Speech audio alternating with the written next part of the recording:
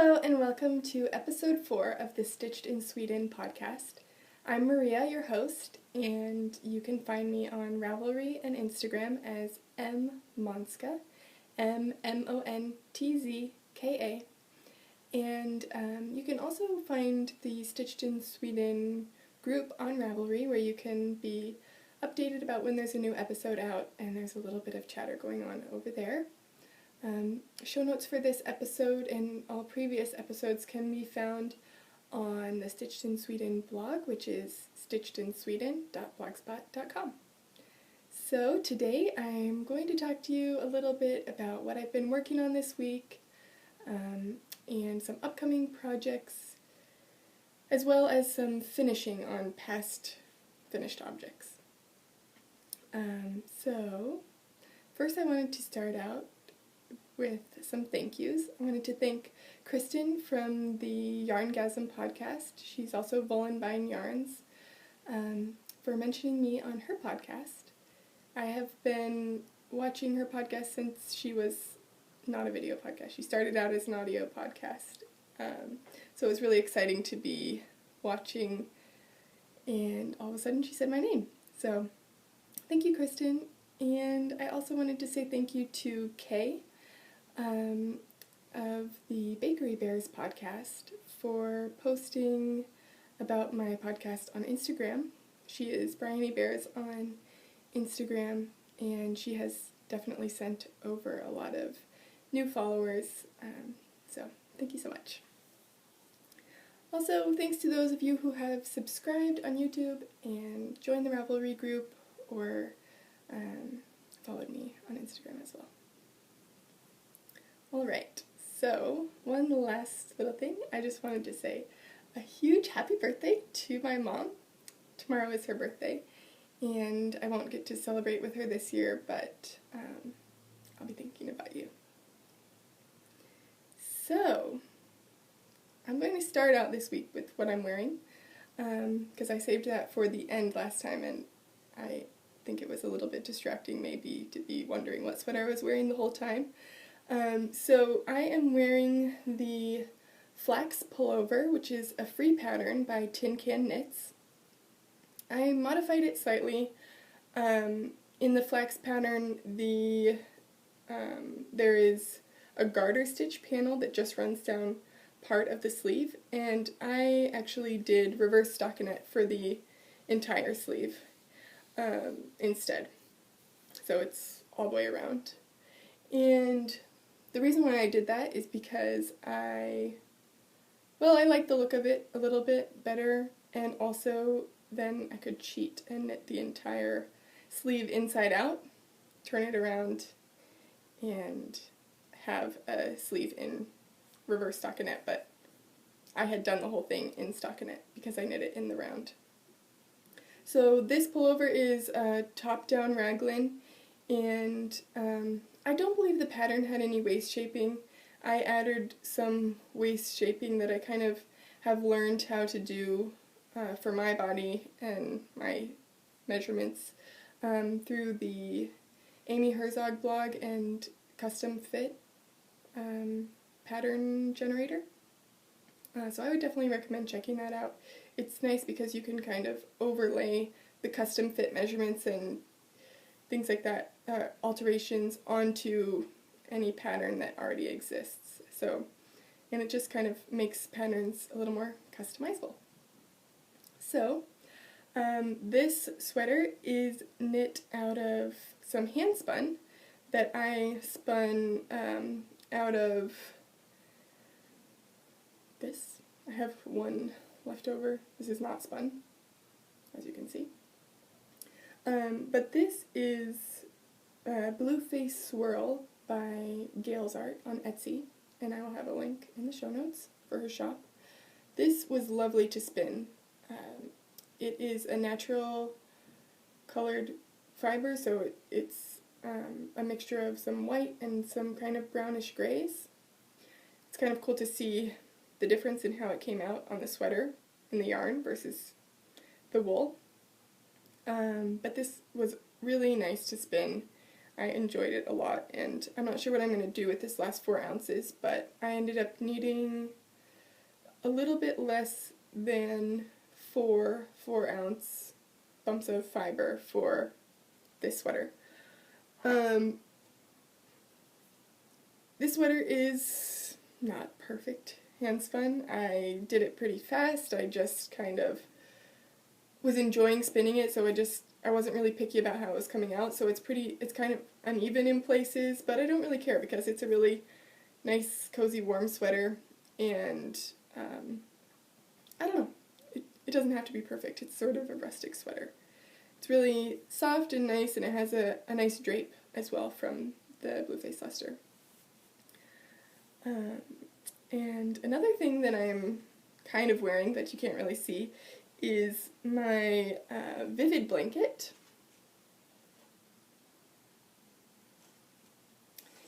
And this is also a pattern by Tin Can Knits, and I started this when I first moved to Sweden, December of 2013, and I finished it sometime just before Christmas this past year. So it is a nice big blanket that sits on our couch, and it was a lot of fun to knit. I knit a lot of the squares in the beginning when I had first started knitting it, and then I set it aside for a couple of months, and then I was like, okay, just gotta finish this, because I really was looking forward to having the finished blanket for the winter. So that kind of, as it was getting colder, I got more and more motivated to finish it up. But it's a really nice pattern, and I definitely recommend it, although I think if I knit any blankets in the future, I would be more inclined to knit a blanket where the seaming is done during the knitting rather than all afterwards, because that was definitely slowed me down at the end, just knowing like, oof, I'm gonna have to seam all this eventually. But good pattern, and I definitely recommend it. So I was thinking about adding a new section to the show, which is called This Week in Stockholm, and that will just, if I went anywhere, or I don't know if there was any cool things that happened, then I will mention them now. So this week in Stockholm, on Valentine's Day, Thomas and I went into the city, and it was a nice sunny day. Just jumped on the bus and headed in. And first we went to this underground farmers market, kind of. It's not really a farmers market, but it's sort of like specialty stores, so a lot of kind of unique foods, and a few little restaurants, like there's a cheese shop and meat stores that sell specialty meats and things like that. And it's underground underneath this square in Stockholm, which is called Hötorget, and we had never been there, so that was kind of cool. Just fun to walk around and check out the different shops. Then we headed over to a new shop that I had never been to, and I had just looked up right before we left because I knew that I needed some buttons for 2 projects that I will talk about a little bit later. So I just searched buttons in Stockholm and found a shop that was near where I knew we were going to be going. So we headed over to Mattsson's Band, which is a button and ribbon store. So you walk in, there's a tiny little door, and you walk in, and there's ribbons on either side, and you walk a little further in, and there's an entire wall, basically from ceiling to floor, of buttons. So this was perfect because I was looking for very specific buttons, and I found them. So I got the last 3 buttons of this little purple buttons, and I'll show you in a little bit what project this will be for, but it's going to use some of this leftover yarn, which was from my whippoorwill, and you can see matches pretty perfectly. So I was excited to find those, the last 3 of that particular style. And another thing I got there was some blue ribbon. And this is kind of like, it's a cotton ribbon with a chevron sort of pattern. And I got a meter of that, and I will also talk about that in a little bit. So this week I also went over to my local yarn store, which is Litet Nistan, which I think means the little skein or the little knot. I'm not exactly sure. But they have recently expanded. I talked about them a little bit on the last episode, but they've recently expanded and are adding a lot of new yarns all the time. So it's really exciting to see that. And I was looking for some yarn for some baby knits, which I will also talk about in a little bit. But I'll show you what I got there. This is a Danish yarn. It's called Yaku 416. And this is a better color representation of it. Medium gray, a little bit of a heathered look to it. And this is 100% merino wool. I will have a link to the Danish shop in the show notes.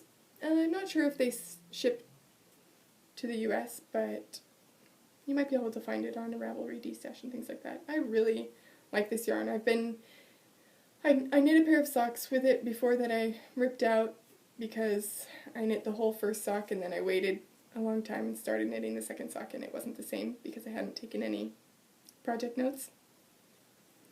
Anyway, I ripped it out because I really like that yarn and I want to use it for something else.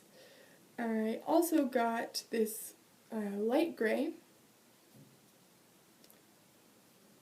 It's another sunny day here, so it's getting a little bit blown out, but this light gray, and you can see the difference with the dark gray, and I got 2 balls of this as well. But I've recently got a lot of new colors of that yarn, so some really nice ones. Another thing that happened in Stockholm this week, but I didn't go to this time, was the Sew Festivalen, which is a sewing and knitting festival that happens twice a year in Stockholm and I believe once or twice a year in Malmö and one other place in Sweden. And if you look at this online, if you do a Google Translate of it, it will translate to the Martha Stewart Festival, which I don't know why it translates to that because it's not at all in any way associated with Martha Stewart, except I guess that it's sewing and knitting related. But I didn't go there this time. I did go in October, which it happens twice a year, once in October and once in February. But it's a huge event in a big warehouse building. There's not so many unique yarns there. It's mostly yarns that you can find at a local yarn store, or it's common yarns that are here in Sweden. So I can find most of the things at, for example, the Litet Nistan, which I went to instead. Yeah. But another thing this week was that I had ordered was some stitch markers from Fripperies and Bibelots. No, Bibelots, maybe. I'll have a link in the show notes. But they came in this little tin, and it's perfect for storing them. I got 2 different kinds. These little simple pink rings, and then also some little hearts. And she sent some little extras to test out, and I also got some I think these are called French safety pins, light bulb safety pins maybe. A couple of those as well for marking when I do increases in projects. So next up I have my vanilla sock that I was working on last week, and this is out of fondant fibers, superwash merino, and nylon in the Riff Raff colorway. And I had knitted about this far last week, and then after I recorded I decided to rip it out because I decided that I wanted to have a fairly long cuff. Now if I am just interested in having a short cuff, maybe this tall or something, then I can just knit a straight leg. But if I want to have a taller leg, then I need to add some shaping into the sock. My legs are not straight. I have quite large calves, so in order to accommodate that, when I start at the top, I do some decreases every once in a while. That's why I have these stitch markers. It shows where my decreases are, so that I can match it on the second sock. To just decrease down. So I started, I believe I cast on 72 stitches and did a 1x1 rib just for a little while here, 10 rows or something. And then I decreased all the way down to 58 stitches for the heel, and I will continue with 58 stitches for the foot. So far it's fitting really well. It seems like it's going to work, and yeah, I'm really liking it so far. I really also like how this yarn is knitting up. I was a little bit worried when I decided to rip it out and begin again with doing decreases that it was going to change the way that it was pooling, but it actually stayed pretty consistent throughout the entire sock.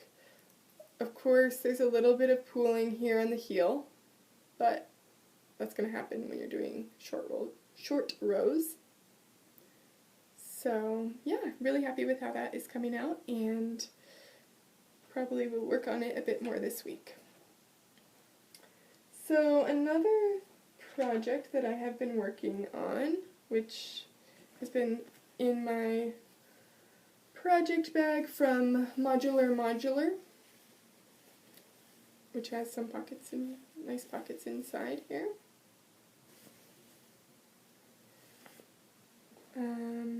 That project bag I got in Denver at Fancy Tiger Crafts, but I know she also has an Etsy shop, so I will link to that as well.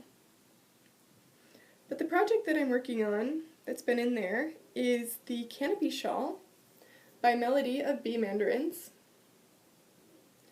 And I am now on the third lace section here. And I'm really loving how this is coming out. It's a lot of fun to knit on. It's simple. You get a rest during the stockinette sections, but then the lace is interesting. And it's not so interesting that it's difficult. It's easy to read where you are in the lace, I find. So you can anticipate what's going to happen next, and if you are not exactly sure which row you're on, you can figure it out pretty easily. So I really like how that's knitting up. I am excited for the edging, which is a knitted on edge, and I think that's a really great idea for a shawl because if you knit a shawl and then just do a regular bind off, you have to choose a bind off that's going to be stretchy enough so that you can have points if you want, or so that it doesn't restrict the shawl if you have it wrapped around you or something like that.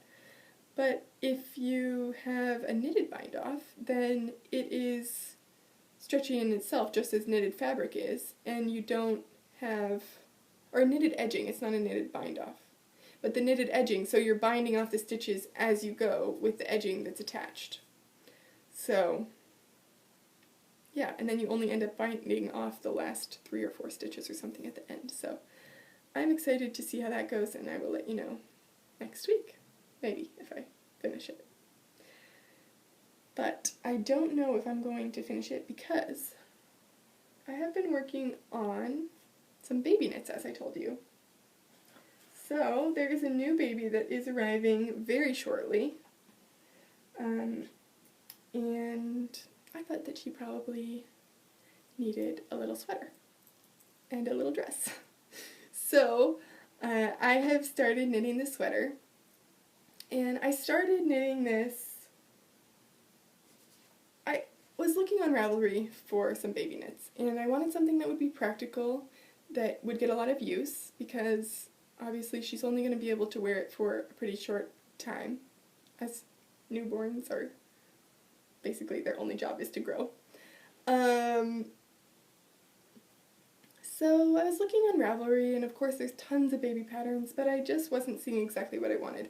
So I started with this pattern, which is a free pattern on Ravelry. It's called Liten Kofta, which means small cardigan in Swedish. But this is just, don't look at this one. It looks like this. So it has a little garter stitch yoke, just plain body. Well, I was looking at this and I thought it was cute, but I wanted to add something else. So I drew on these little pink hearts here. And that's how I'm going to knit mine. So I'm actually not even using that. I don't have the same gauge or anything. I'm not using that pattern at all. So I'm thinking that I might write up a separate pattern just so I have it and I can make it available on Ravelry.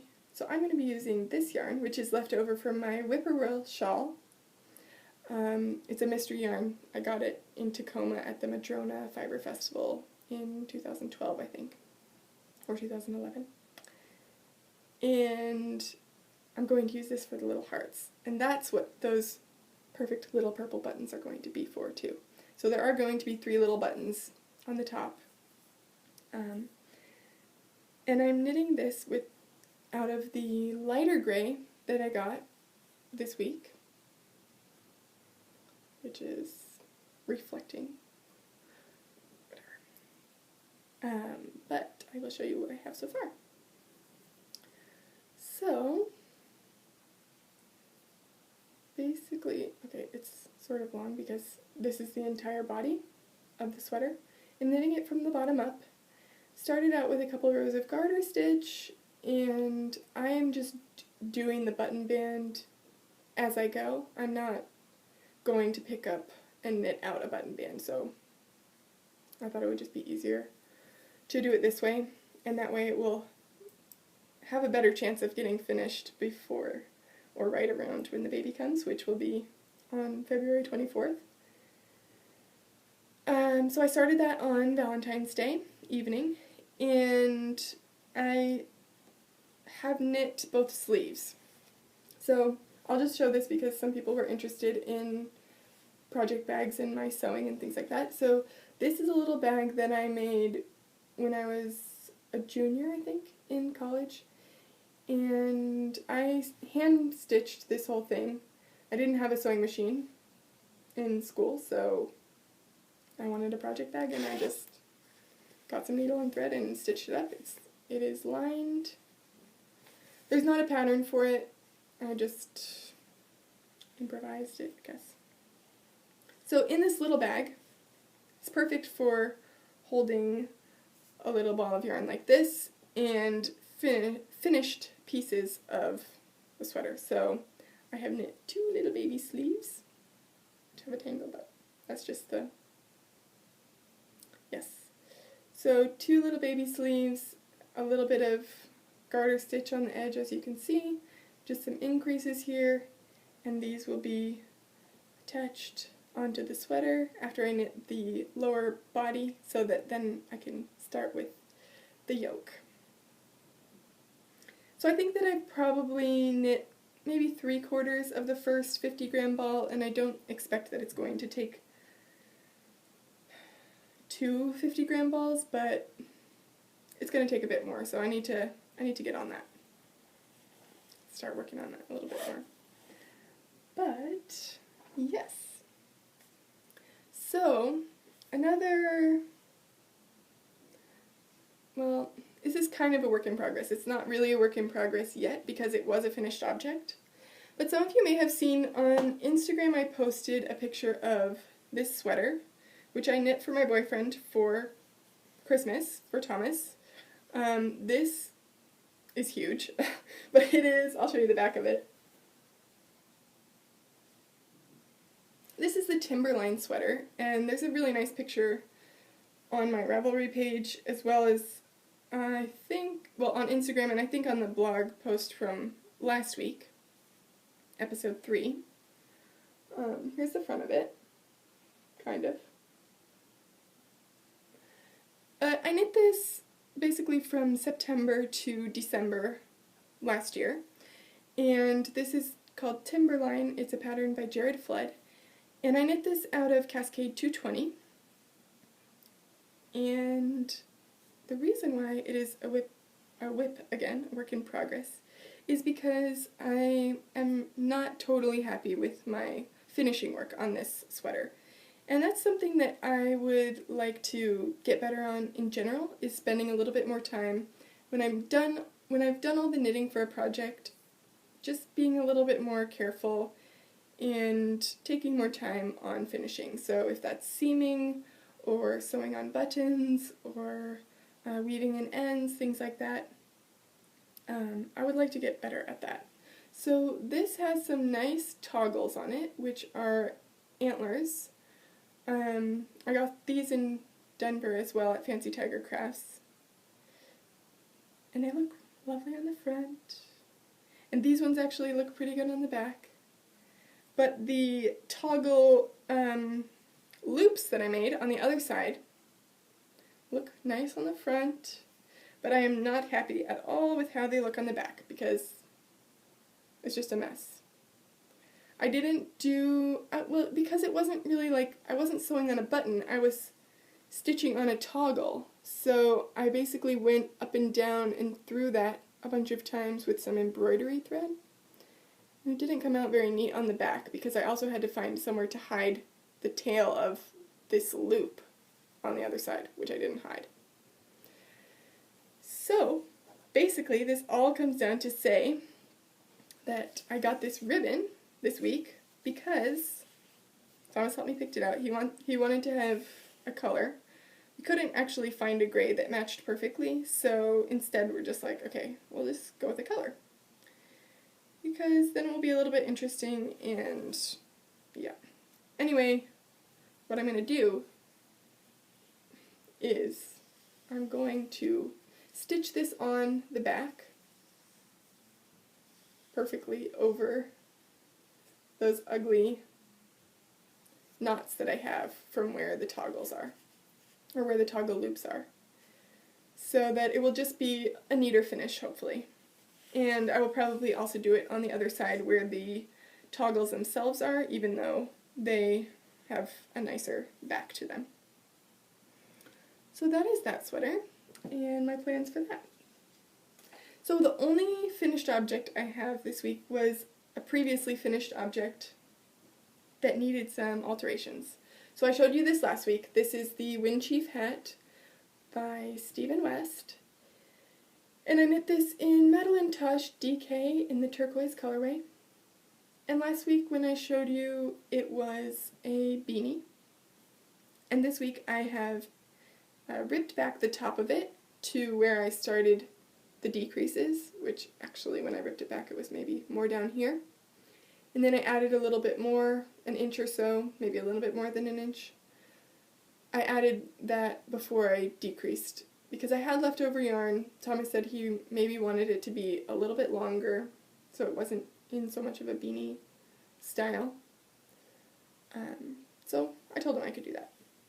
So on the inside, if I turn it inside out, you can see right here is where I started doing that again, or where I ripped back to.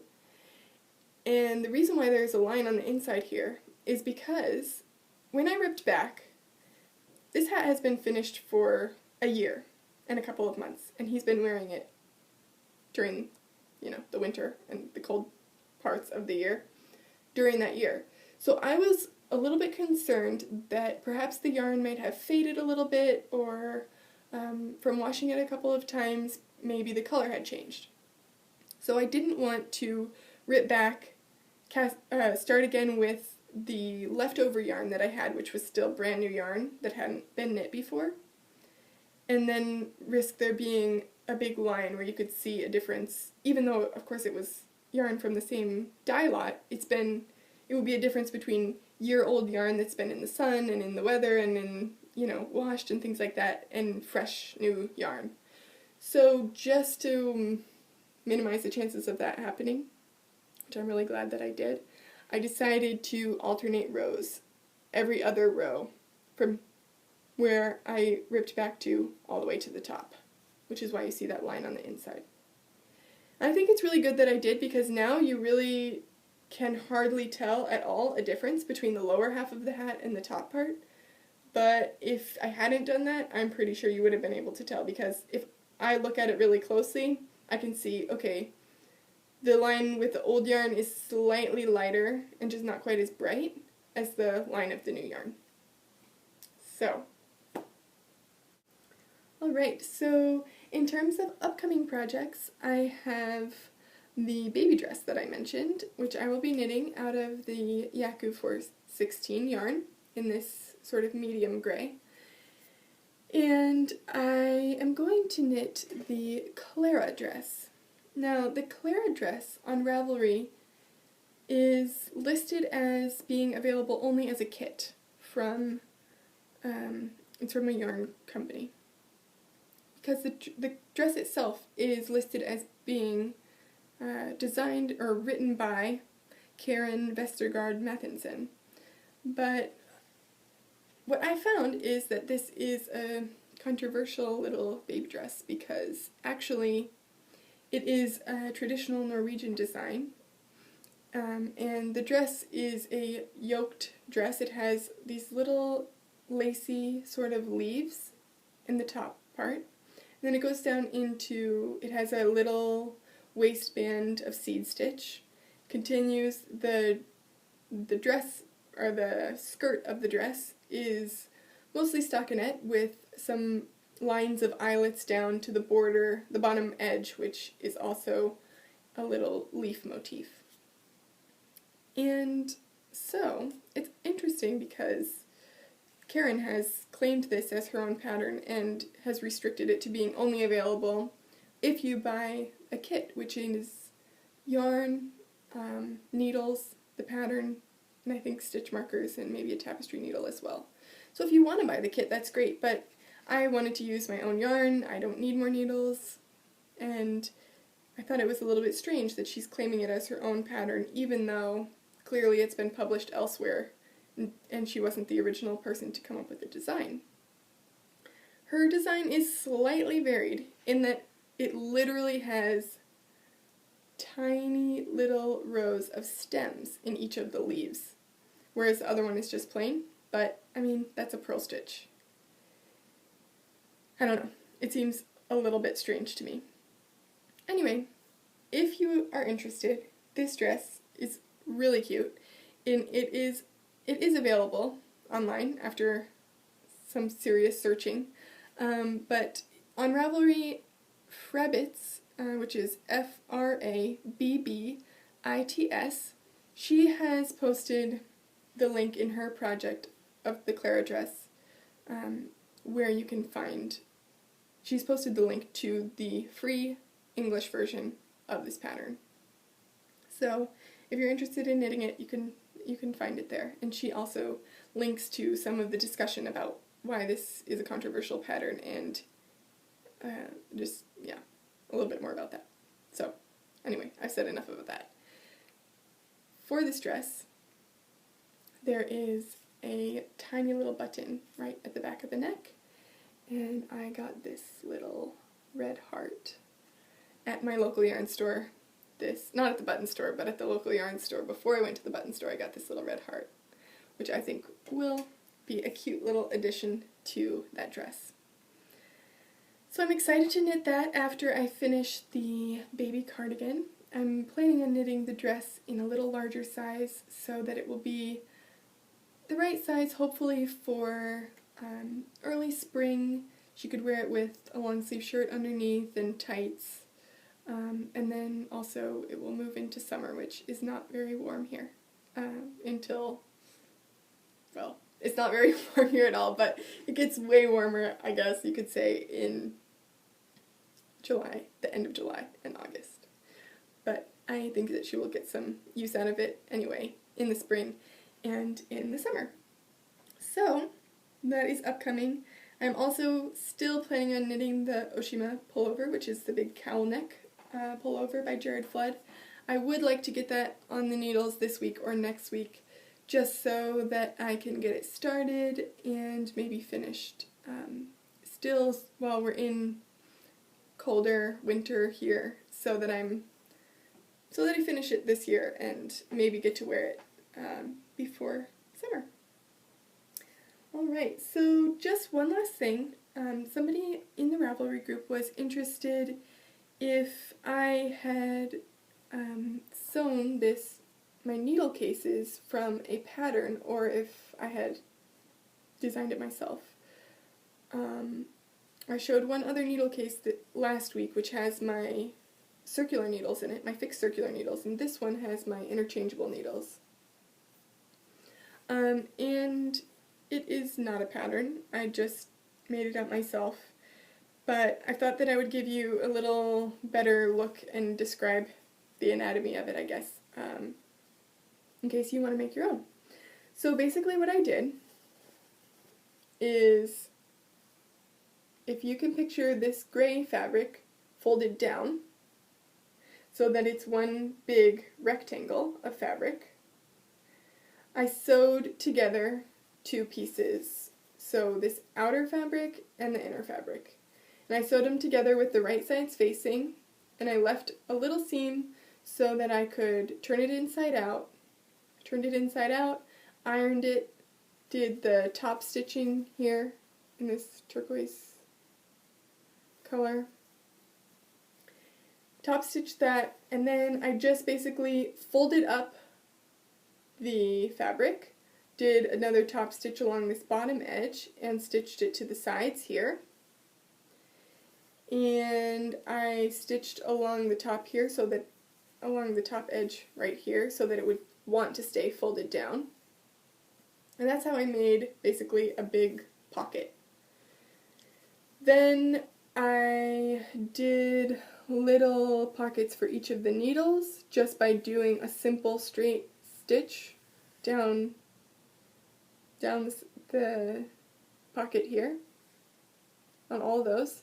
And so I just kind of, stuck my needle in there. Okay, how big does this little pocket need to be? I didn't want them to be super loose, but so that they would just fall out, but I didn't want them to be really tight either. So they do have a little bit of, they're snug but not overly tight so that it's difficult to put them in. But I also made some wider pockets for my larger needles. Anyway, so it works really well. Then this is kind of not very well done, but I sewed on a hair tie. I cut a hair tie and made this little cover for it so that it would just be sewn on like that. And I put the button in the middle of the back so that when I roll it up, I can use the hair tie around the button, and then I have a little closure. So that is it, and hopefully that is helpful if you want to make your own. And that is also it for this week. So until next time, happy knitting, and thanks for watching. Bye.